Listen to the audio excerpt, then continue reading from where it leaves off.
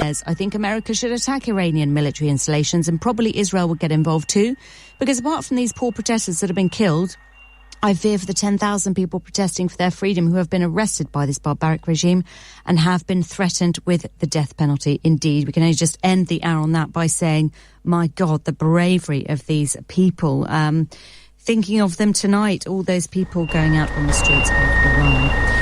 Now, I'm sorry to all those who I couldn't get to in that hour, but we have to move on. And coming up in the next hour, while we're on the subject of an increasingly dangerous and volatile world, let's talk about UK defence. Nigel Farage today says that Keir Starmer's, quotes, spineless approach to defence spending has left Britain looking like a pygmy. Meanwhile, we learned today that Downing Street is in talks with European allies about deploying a military force to Greenland that would guard the Arctic for Donald Trump. Is Farage right about defence spending? Have we been made to look a pygmy on the world stage? And what about committing British forces to Greenland to defend that territory too? Is this a Harrods defence policy on a little budget? 0345 606 0973. Your radio, on the LBC app, and Play LBC. Leading Britain's conversation. This is LBC.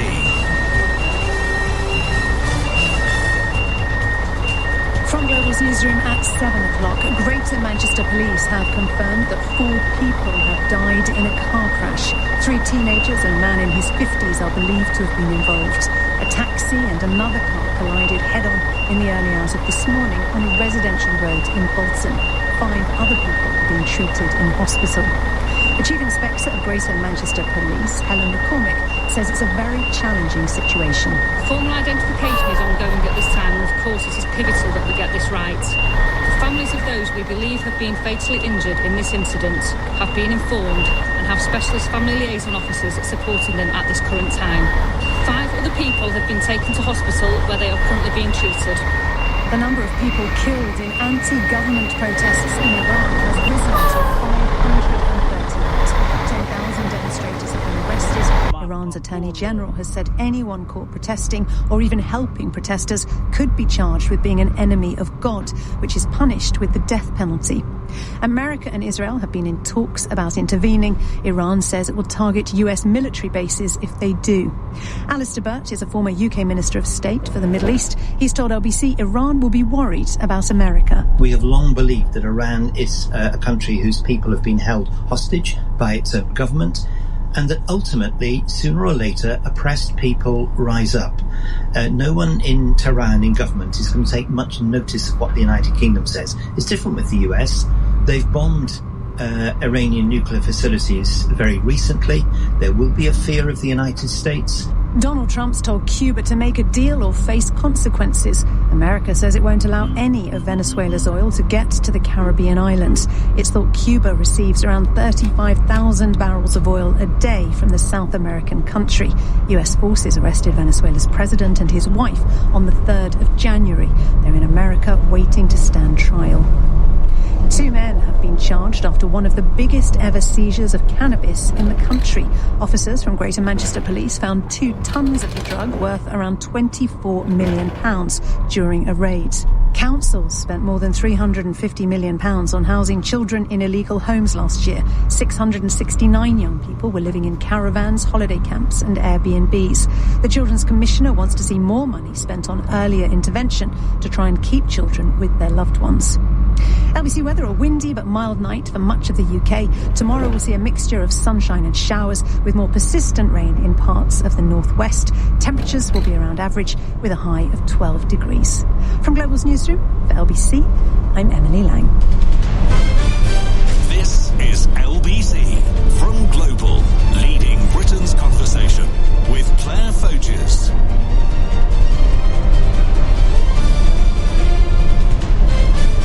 Good evening, 7:03. This is Claire Foges. Now, this hour we're going to be talking, sticking to the subject, I guess, of this increasingly dangerous and volatile world we are living in, because Nigel Farage has been writing in the Mail on Sunday today about our armed forces deserving better than what he calls Labour's bumbling platoon of no-hopers. Spineless Starmer, goes the headline, is turning the UK into a military pygmy.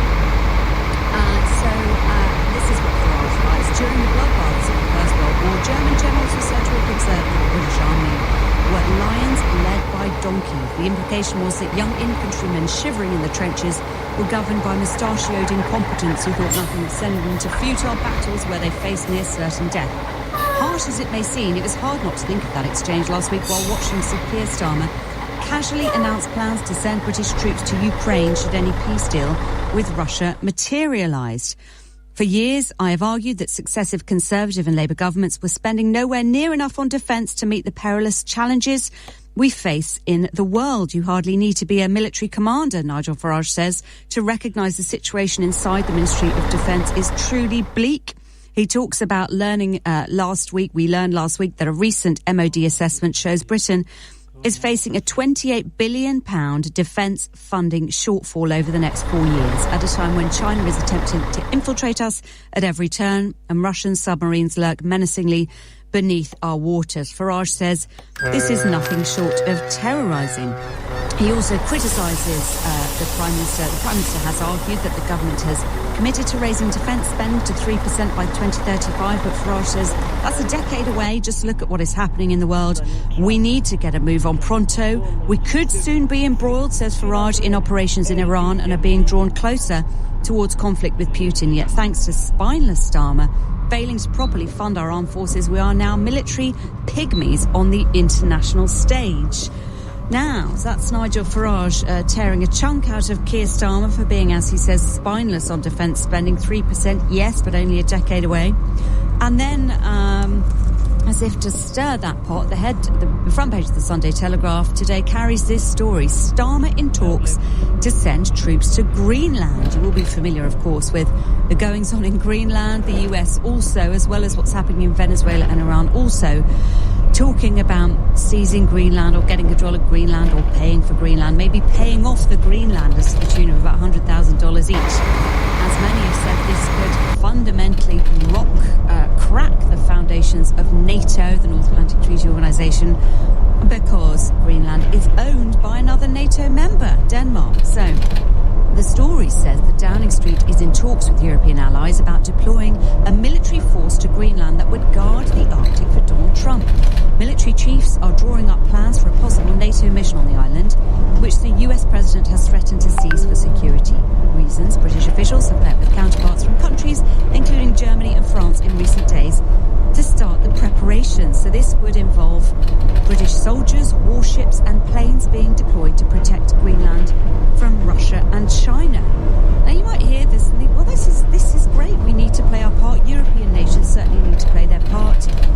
Donald Trump would then potentially abandon his pursuit of the strategic island. He could claim a victory. He could say, yeah, Europe has stepped up and that's what I wanted to happen all along.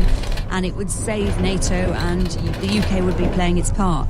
But if you believe, as Nigel Farage does, that our armed forces have been seriously denuded, hollowed out over years, not just under Labour, but over years and years, you might think, what on earth are we doing stretching our already stretched armed forces further by making commitments in the event of a peace deal with Ukraine in Ukraine and now potentially in Greenland too, and who knows, in Iran.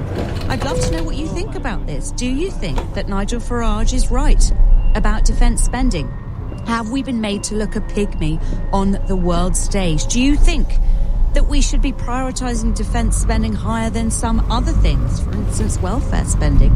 Should we be committing British troops not only to Ukraine, given the state of our armed forces, but, what about committing them to Greenland too, potentially, to defend that territory, to defend it against Russia and China?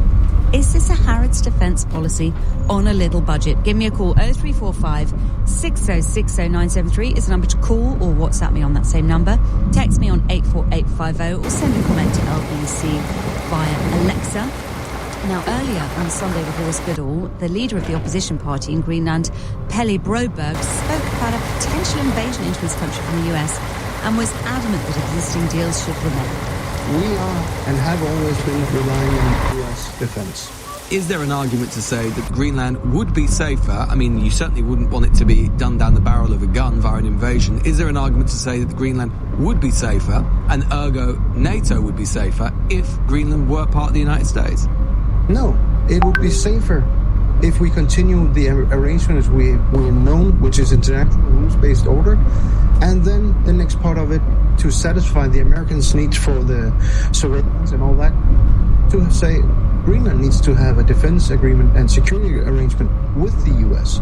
We don't need to become American citizens for that to happen, because that's basically what Denmark has done with the U.S., but we don't know what's going on behind the scenes between Denmark and the U.S. with regards to the troop deployments and all that. I have no clue if Denmark is the stopping force here to accommodate the U.S.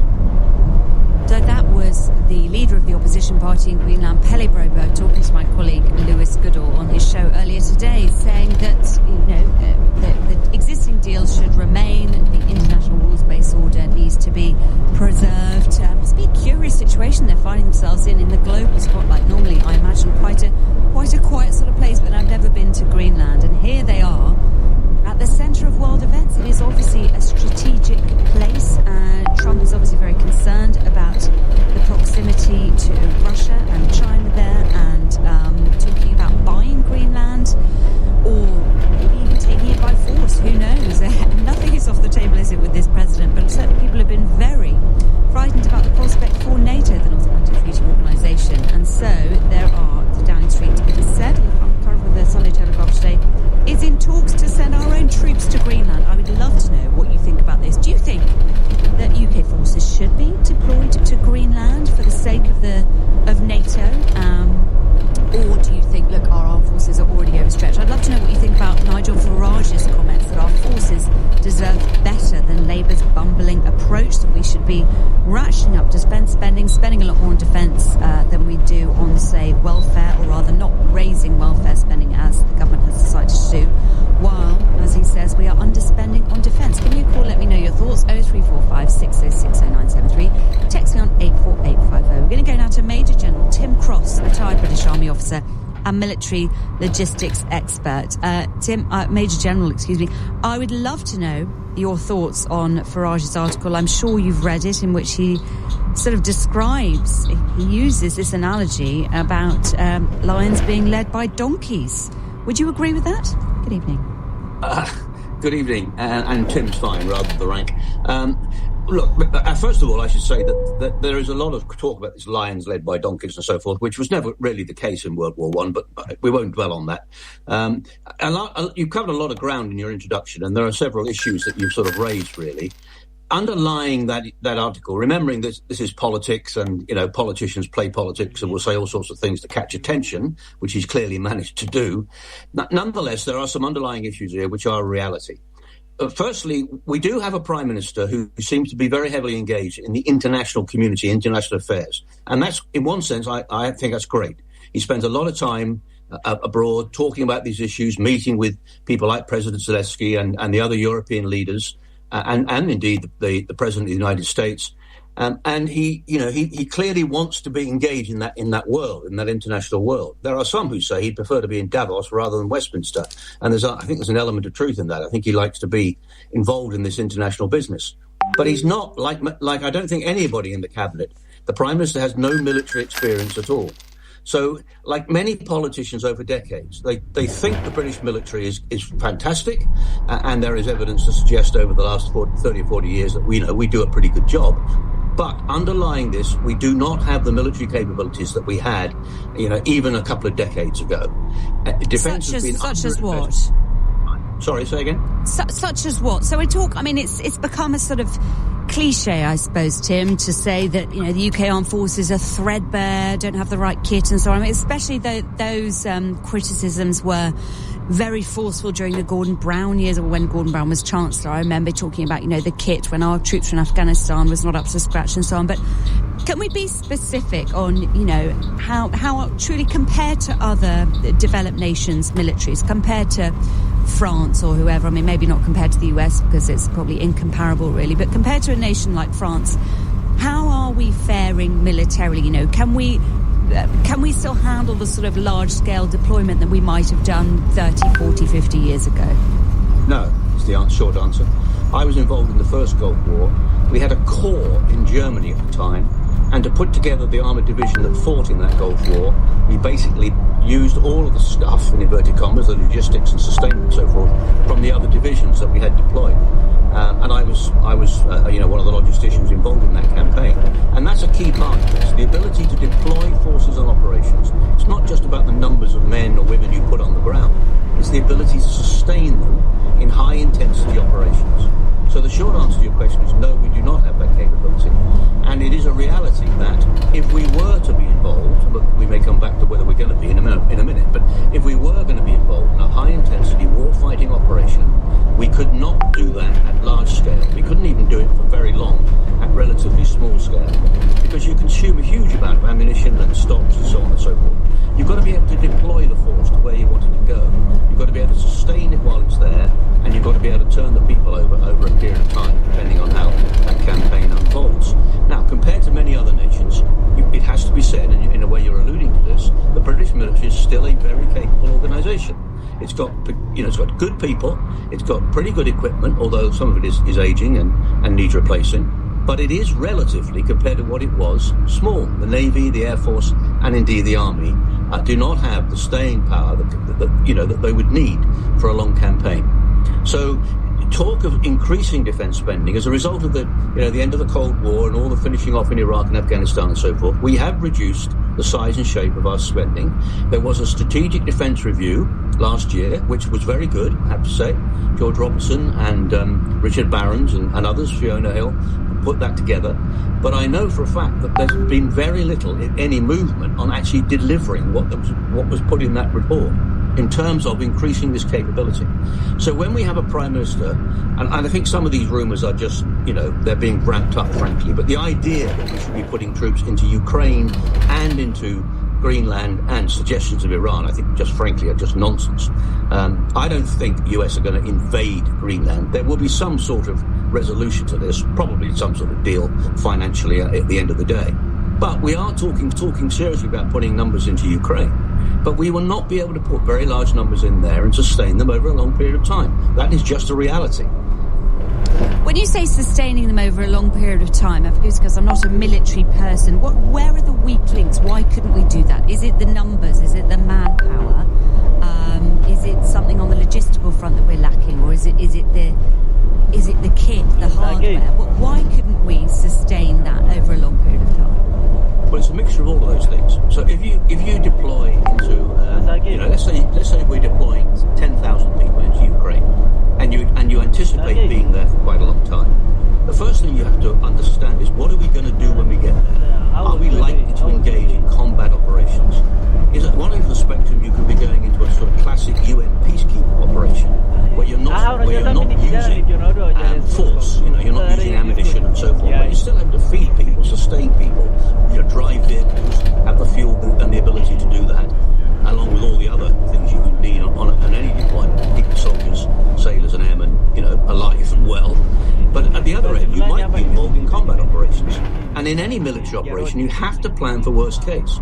So let's say we're deploying 10,000 and we anticipate being there for, let's say 3 years. And you deploy people normally, the British Army deploys people for 6 months at a time. So after 6 months, you've got the first 10,000 people coming back. You just put in another 10,000 people, and you're going to have another 10,000 people preparing to go when the next deployment finishes. So for every person on the ground, you've got to have, you're talking about 3 people that are engaged in this. And obviously over a period of time, it means that some people will be doing repetitive tours. They'll be doing 2, 3 or 4 tours, which is what happened in Afghanistan, and which what happened in Iraq. And then in terms of the kit that you're using up, what are you tending to do? Are you deploying armoured vehicles? Are you deploying soft-skin vehicles? Are you deploying, the need to survive under artillery fire? And are you engaged? So essentially, under any of these scenarios, we are not equipped enough at the moment. Tim, can I just to sustain that kind of operation? Can I just ask though, Tim? So just overall, from your perspective, I think I probably know the answer, but if you could tell me, would you like to see a massive increase in defence spending and recruitment in the light of the fact that we are living in a more volatile world, or do you think we should be cutting our cloth to suit our budget? When I say cutting our cloth, I mean not making these kind of commitments at all, not saying that we could be deploying forces to Greenland in order to preserve NATO, not saying that we'll be committing X thousand troops to keep the peace in Ukraine if the peace is won. What would you like to see in very broad brush strokes? What would you like to see the future to be? Do you want to see this sort of reform future where they are increasing defence spending to 3% by 2030, for instance? We go full circle. You have to ask yourself, as a nation, how do you anticipate engaging with the world? One answer is you don't engage at all. And Ireland is a classic example of that. Has virtually no forces, doesn't get involved in warfighting or anything else around the world, and the Prime Minister and the Cabinet could decide to do that. But we don't have very popular. Well, and the Prime Minister and the Cabinet do not say they're going to do that. As I said earlier, we have a Prime Minister engaging in stuff, talking about the coalition of the willing, etc., etc. If you're going to do that, we need to spend more money on defence. It's as simple as that. And I'm not one that thinks Russia's about to invade Western Europe, or that we're going to be involved in high-intensity warfighting over long periods of time. But we are where we are, and the reality is, as the Strategic Defence Review showed, we're already engaged in hybrid and grey zone warfare with Russia in terms of cyber and undersea cables and things like Salisbury and all this other stuff. We are actively engaged already, and it is certainly possible, and some would argue probable, that will increase over the next year or 2, 3 or 4 years, depending how events unfurl. So I am in favour. I spent 43 years in the military, so I'm in favour of strong military, because I'm in favour of a strong Britain that wants to be engaged in world affairs and has influence on those world affairs in alliances like NATO and in alliances with other European partners and the US. And if we want to be able to do that, we are going to have to spend more money on defence. It's as simple as that. Not that complicated at the end of the day. It's interesting though, Tim, because you say the things which I feel in my heart stirs when we talk about Britain being strong in the world and so on, and strong in our alliances and being an influence on the world. And I've written a lot of speeches for a previous Prime Minister in which, I'm very used to sort of trotting out the lines about why Britain needs to be strong in the world, and that it's in our interest to do so. It's not just an altruistic thing for Britain to have strong defences in terms of helping other countries out. It's also important for us because a more stable world is good for our economy. Our economy depends on global trade and so on. But there will be many people for whom the sort of Irish option of keeping our head down a bit more is an attractive one. Do you feel like it's just in the nature of our country, our history, our identity, that we have to sort of maintain this level of commitment? Because some would argue, look, we're just not a front rank player anymore. We're not who we were back in World War II, and we should be sort of resigning ourselves to being on the back row. What would you say to that kind of argument? Well, at the end of the day, I don't agree with it. Of course, you can make the choice. I'm not in favour of going down the Irish route, or indeed, other countries. I don't want to be unfair to Ireland, but there are other countries who made that decision. This all comes back to a level of confidence in who we are as a nation, in the world we're living in. And I happen to believe that democracy and liberal free speech and all the other things that we stand for is important. And we are living in a world where there are brutal dictatorships and a lot of hard governments and so on, like Putin, like President Xi, like many other countries in Africa, like many other countries around the world. The majority of people living in this world are not living under the sort of democracy that you and I are living in and understand. And if we want to defend that, and if we want to be able to sustain that over time, we have got to deter anybody trying to take that away. And putting more money into defence is not just about being able, wanting a fight. Nobody wants a fight, particularly a soldier. But it is about sending a message to people to deter them from trying to do things that are against our interests and the interests of our values and our European partners, etc. So I think this comes back to confidence. I've lived through certainly the last 20 or 30 years where we've had a whole series of senior politicians who just seem to have no confidence in our nation. And whether I like him much or not is irrelevant. Farage is one, and like Trump in America, actually, who stands up and says, our nation is important, it's worth something, it's valuable, and people warm to that. They want to believe that we Indeed. Indeed they do. Thank you so much, Major General Tim Cross, retired British Army officer and military logistics expert, talking to us on the back of, well, two stories really. This Farage article in the Mail on Sunday in which he accuses Labour of being a bumbling platoon of no-hopers who've basically letting down our armed forces by, he suggests, naively, foolishly committing troops to Ukraine in the event of a peace there. And also there's this separate story reported in various papers today about Starmer in talks to send troops to Greenland. So bringing those 2 points seamlessly together, do you think Nigel Farage is right about defence spending? Have we been made to look a pygmy on the world stage? And if that is the case, or even if it's not the case, should we be committing British forces to Greenland to defend that territory too? Is this a Howard's defence policy on a Labour budget? 0345 6060 973, texting on 84850. Listening to Claire Ferguson on LBC, it's 7:24. The new LBC app. News your way. This is LBC. Something unexpected has arrived in Happy Meal. Teenage Mutant Ninja Turtles and Hello Kitty and friends are teaming up for the ultimate collab. Joining your little ones on a fun-fueled adventure. Some fun, some food, it's all inside this Happy Meal. Until the 2nd of February, from 11 a.m. Includes one pre-selected booklet or while stocks last. The congestion charge helps to reduce traffic in central London. To ensure it remains effective by incentivising the switch to electric vehicles, electric cars are more charged at £25.50 rather than the new daily charge of £18. To receive the discount, electric cars must be registered on AutoPay. Further discounts are available for other electric vehicles. Search TfL AutoPay. To the Mayor of London and TfL, every journey matters. Find me somebody to love. You'll love the Dreams Mega Clearance Event. Shop now for up to 40% off. Dreams. Love your bed. Claire Foges on LBC. Call 0345 6060 973. We are taking your calls and texts on UK defence. Nigel Farage is tearing strips off Keir Starmer in the Mail on Sunday today, saying the spineless PM is turning the UK into military pygmy. He's talking about criticising the fact that we are only upping defence spending to 3% by 2035. I've been called a stooge of Farage by someone, some kindly person in the text. I'm not a stooge of Farage, but I have to say on this one, I think he is bang, bang, bang on. I mean, how can we be committing troops to Ukraine in the event of a peace, potentially committing troops to Greenland, and who knows what's going to happen in Iran when we're facing this £28 billion defence funding shortfall over the next 4 years?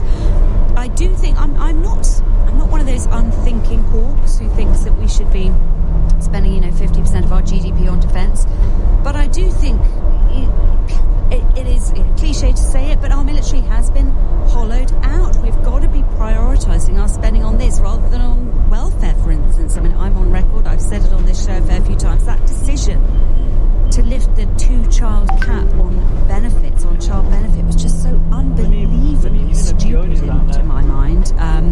Paying people to look after children when they can't afford to have that number of children. Saying to people, if you want to have 8 children, that's absolutely fine. We'll pick up the tab for that. Anything over 2 children, we will also pick up the tab for that.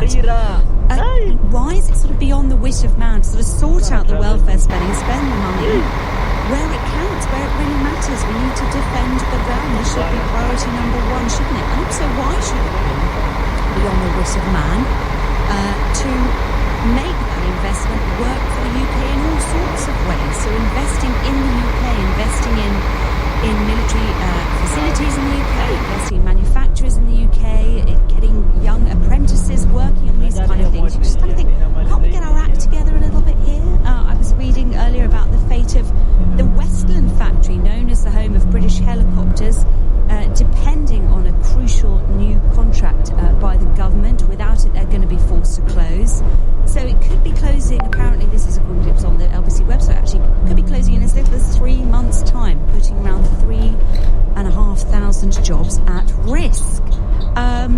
So you just do get the sense that Keir Starmer, I'm not one of those that likes calling him a wet lettuce or whatever, but you do get the sense he quite likes to be out there on the world stage making these kind of commitments, at the same time not really wising up to the fact that we do have this enormous hole, this enormous shortfall in defence spending. So call me a Farage stooge if you want, I don't care. I do think he is absolutely right on this front. But let me know your thoughts. Are you happy to see us potentially committing troops to Greenland? Maybe you think, look, come on, Claire, let's be sensible. This is about preserving NATO. We've got to look at the longer game here. If this makes Donald Trump cease and desist from doing something crazy and inflammatory on a sort of NATO ending scale in Greenland, then it might be worth it for perhaps a small number of troops and hardware committed to that region. Let me know your thoughts on it. All 0345 6060 973. Text me on 84850. Curtis is in Twickenham. Good evening, Curtis. What do you think about this? Good evening. I think it's a valid point. I think we have to increase our defence spending if we're being committed to these locations, whether that's Ukraine or Greenland. I don't think Keir Starmer's an idiot. I think he recognises this.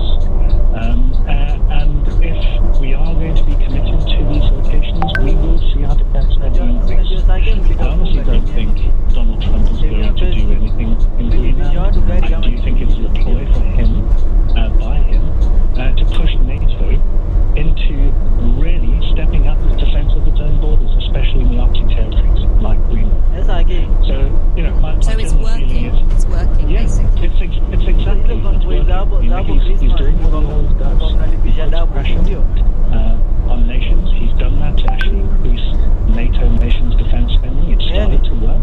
He's pushing harder. Look, Greenland's territorial waters are NATO's territorial waters. He doesn't need to occupy Greenland to have NATO-defended territorial waters, but he can do so by putting pressure on NATO nations to start taking an active interest in doing so.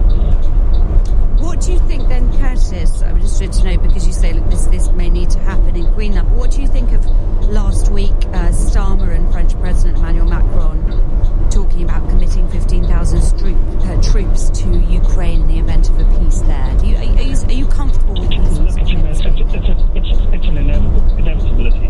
It's an inevitability. If we're not going to do it, who is? Who is going to do it? The UK. You might argue that it should be a sort of more neutral international force as perceived by the Russians. Of course, that would play perfectly into Russians' hands, wouldn't it? It would play absolutely perfectly into Russia's hands. I honestly don't think Vladimir Putin would be anyway foolish enough to actually accept NATO-related forces into Ukraine, but he may very well get the Donbass, which is a crying shame. An absolute crying shame that he does get the Donbass. But, that may be a concession he'd be willing to make for all the mineral wealth that he'd have access to. Mm. So you share Farage's anxieties about defence spending and the fact that it needs to rise, but you don't want to be too critical of Keir Starmer. And you've said that, look, if the commitments increase, then our defence spending will increase. But obviously the nature of it is that you can't commit, increase the defence spending on a Monday and commit to something on a Tuesday. I mean, these are long-term things involving recruitment pipelines and so on, and manufacturing and so on. So do you think it should be accelerated? Absolutely, certainly should be accelerated, and hence why he's going to be putting this to a debate in front of Parliament, because he's going to have to ask for that increased level of spending. It's not a commitment without putting it in front of the debate in Parliament. He's going to have to do so, and he's going to have to seek that commitment in Parliament. Indeed. Okay, thank you so much, Curtis. I only have to end it now because of time, because we're overrun for the news. You're listening to Claire Foges on LBC. It's 7:32, time for the news headlines with Emily Lang. 5 teenagers have been arrested on suspicion of murder after a man was found dead in County Durham. Cleveland police say officers were called to an address in Stockton on Saturday night where a 49-year-old man was found dead. Iran has announced 3 days of public mourning. It says it's in honour of those killed in a national resistance battle against anti-government protests. The number of demonstrators killed in Iran has risen to 538. America and Israel have been in talks about intervening. Iran says it will target US military bases if they do. 3 teenagers and a man in his 50s have been killed in a car crash in Greater Manchester. 5 other people are being treated in hospital after the collision on a road in Bolton this morning. LBC weather, a windy but mild night for much of the UK. Tomorrow we'll see a mixture of sunshine and showers with more persistent rain in parts of the northwest. Temperatures will be around average with a high of 12 degrees. LBC. They say go big or go home, but now you can go big at home with the Big Arch on delivery. That's right, the Big Arch is back and it's here to stay. Big Arch for big McDonald's hunger. Order the McDonald's app. Serve from 11 a.m. 18 plus. Service fee and small order fee may apply. Upcharges apply to delivery orders. Subject to availability. Price and participation may vary. The biggest Furniture Village sale of the year is on now, and it's everything you've been waiting for. Early bird offers in the Furniture Village sale ends Sunday. Hello, you've reached the voicemail of Holiday Rebecca. She's a bit like work Rebecca, except her stroke headache is gone. Her brown lines have faded, and instead of punching over her desk with a meal do, she's enjoying fresh handled pasta for lunch. If you require work Rebecca, please try again in about 10 days. Take your holiday seriously. British Airways Holidays. At protected. MJ the Musical. The electrifying Olivier award-winning hit, now in its final weeks. Featuring the jaw-dropping dance moves and legendary songs of Michael Jackson.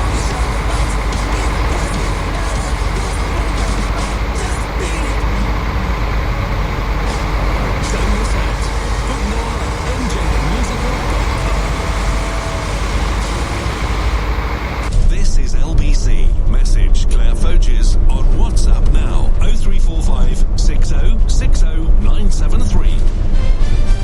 Is Nigel Farage right when he says that we've been made to look a pygmy on the world stage due to our defence spending, or our underspending, as he would say? Should we be committing British troops all over the world? Should we be committing to Ukraine, the event of a peace? But what about this latest story that they are in talks, that the Downing Street is in talks with European allies about committing forces to Greenland to defend that territory too, and therefore to dissuade Donald Trump from making any dramatic moves on seizing Greenland or paying for Greenland or whatever it may be, and thus fatally undermining NATO. What do you think? Do you think this is a Harrods defence policy that we're pursuing on a little budget? Would you like to see, as Farage says it, a radical increase in our defence spending, maybe at the cost of something like welfare? Increased, well, Farage says that a reform government would increase it to 3% by 2030, which is 5 years faster than the government is planning. What are your thoughts? 0345 6060 973, texting on 84850. And Andrew is in Springfield, Oregon, the United States. How does it look to you from over there, Andrew? Well, I don't really care. I hear too much about what Farage thinks about it. Farage would have the UK completely subservient to America, which at the moment is completely subservient to Putin. It's not, I mean, the only reason Trump... We always, I'm not sure about the subservient to Putin point, but we always basically are subservient to America, aren't we, Andrew? I spent my life in the sort of Anglo-American community, and there was normally a little bit more respect coming back towards the UK than you're getting at the moment. They didn't normally threaten Commonwealth countries like Canada with invasion, which a deal under duress isn't a deal. I've had that over here, forced into a deal by illegal shenanigans and a bunch of other threats. It's not a deal that brings... Are you talking about Greenland, Andrew? Greenland and pretty much any of the deals. I mean, America at the moment, when you look at what's going on in Iran, if you think... Imagine when Trump had the protests when he was in last time. He was asking for the National Guard to go out and shoot people, but they refused under the last head of the army. So, I don't... So, Andrew, can you link... Because we're talking this hour... not really about the American intervention. I think for your security, you should remember that Farage is the most dangerous thing for your security. He's following the plans, or if you listen to everything he says, it's no different than Alexander Dugin of the guy that's the Putin whisperer. He is very dangerous to you. I think you want to spend a lot on now. I agree. Increase defence spending. I'm a welder. You think dangerous because Farage would... I'll take the job. You think dangerous because he would make the UK more...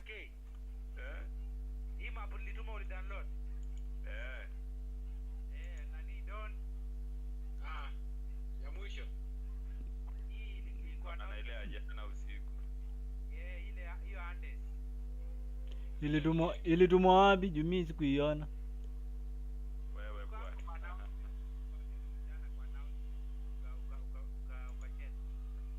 Akadanganya kwanza mchana alisema nani yako hapa tukakuja hakukuwa hapa.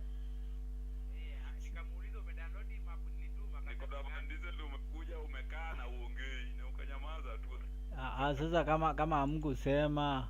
Unajua sasa kwa group nikiuliza mkinyamaza sasa. Au nilikuuliza kama umedownload ukasema umedownload nikakwambia wapi? Nikakwambia uko announcement. Nani hakuona? Sasa isake uliona kimwambia announcement. Ndio nitoka hivi chache nikachungulia kuna mliongea masaa 5 hapo. Sasa hii ni basi gani inatumia? Lakini I think ni hiyo basi unasema Lavins iko na nini? Iko na skins.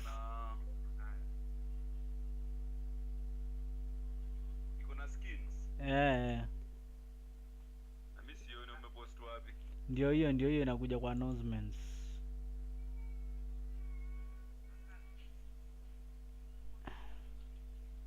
Inakuja kwa announcements za WhatsApp.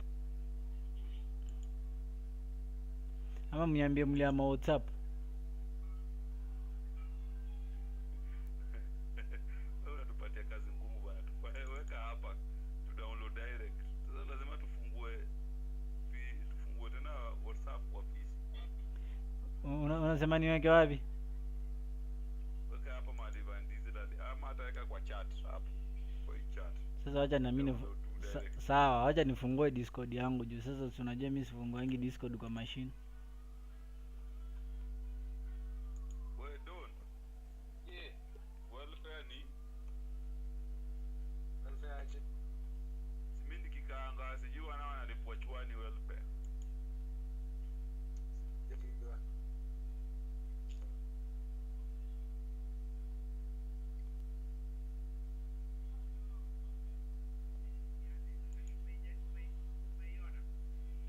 Oh, Anders nimeiona. Acha hata ni download.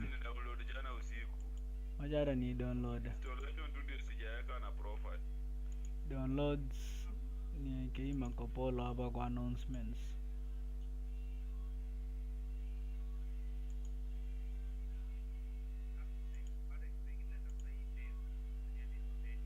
Lakini yeye inakaa tu zile marodi zile za lavi zile road nyingine uliletanga lavi. Gani? Gari haiendi. Mko tu milima. Oh, ile. Inakaa tu hiyo barabara. Yeye jamaa anakimbiza hii. Ndio kwa mbele tunataka kutoka kazi tuende kazi nyingine kuendesha. Tunataka tu kujipa. Kuna ingine la visa nilitumia.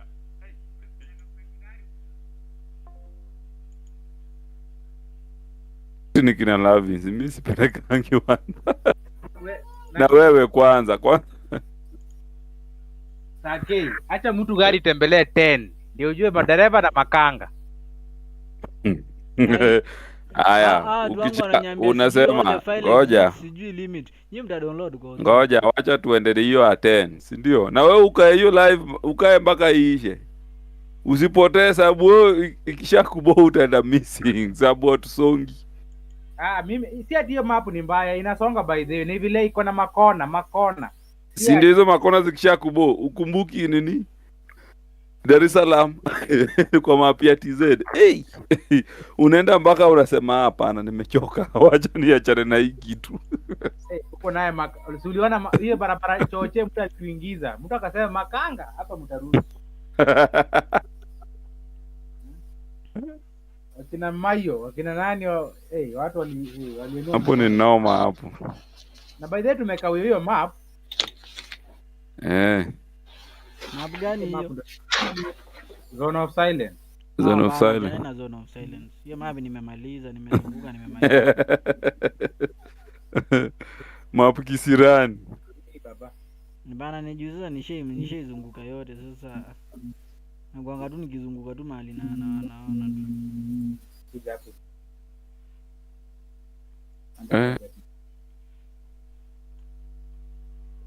Ile ni map nataka unaenda kama download imalize. Yawa.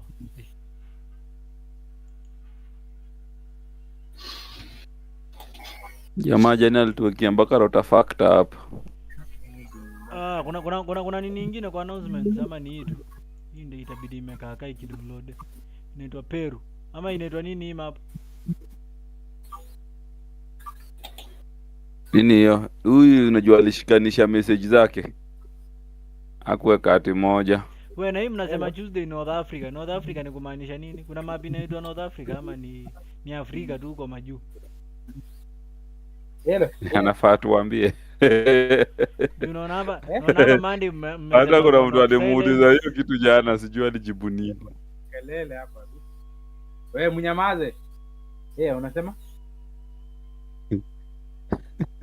Mimi niko yaani tunyamaze ongea na simu. Wewe acha. Nashangaa. Hizi anatuzoea sasa. Ya kola shuksha mbaya. Kuanzia 6 niko, wewe unipigie. Badala atoke Discord anatuambia tunyamaze. Haya sawa. Ni ile design ulikuwa unasikia mzee wako akipiga simu mkuu kwa nyumba mnanyamaza kwanza ongee. Before uingie job. Haya sawa, hata sisi wewe unipigie. Nipigie ukitoka, usifika hapa ndio unipigie. Haya sawa. Wewe Sake.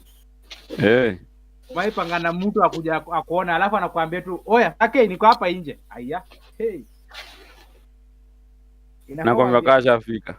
Manze, mimi naambianga mtu unipigie kama unakuja. Kama nilikuwa juu nitoke. Wewe tulia, sema utaki kunaswa. Bana. Ni jamaa anataka tufanye biashara mapema vitu aingie. Anacheza chini. You are playing safe. Nataki mambo mengi. Bana, ni jamaa unajua wase wangu wanafanyanga aje Sake. Hata unajua jamaa anakuambia ati Sake, ulisema uko la kama sadi gani? Ati hapa niko hapa kwa hii tinga. Haya. Au ni jamaa shafika hapa. Na ile time wewe Sake ulikuwa huko saidi hata nini huko, survey huko. Nashinda dada. Enyewe heads up ni muhimu. Sawa, wacha hiyo kitu mimi ina download, wacha nichukue trip nyingine moja juu sasa ni download na download. Kitu gani ina download? Hiyo ni ya Peru.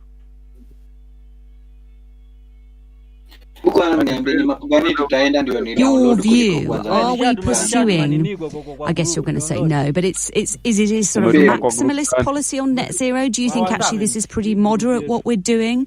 Would you like to see the government actually going further than they are currently going? I think to decarbonise the power system by 2030, or at least 95% decarbonisation, everybody, including the government, recognises that's very ambitious. But the kwa announcements.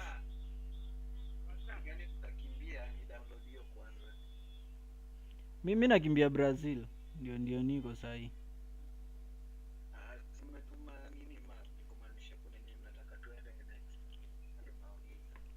Hiyo ilitumwa lini? Ilitumwa na Van Diesel, inaitwa Peru. Mimi sijai ndio inaendelea na kudownload. Before imali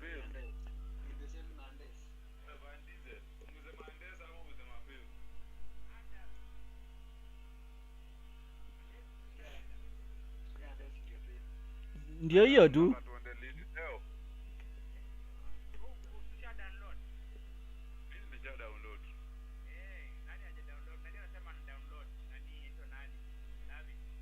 Yangu ni kudownload na download.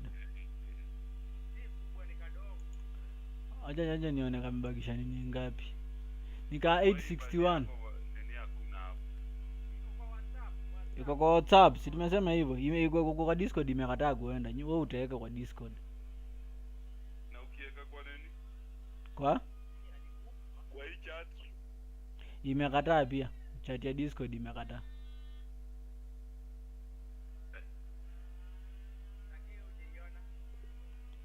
Si kubwa hivyo na sake ni 254. 254 MB. Si mingi.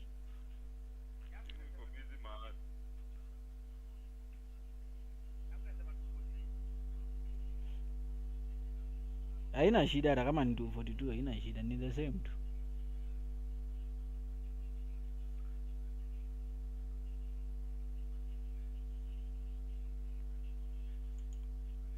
And they are going great guns on electric vehicles, on solar panels, on all sorts of stuff, which is going to eat our economic future unless we get on the train as well.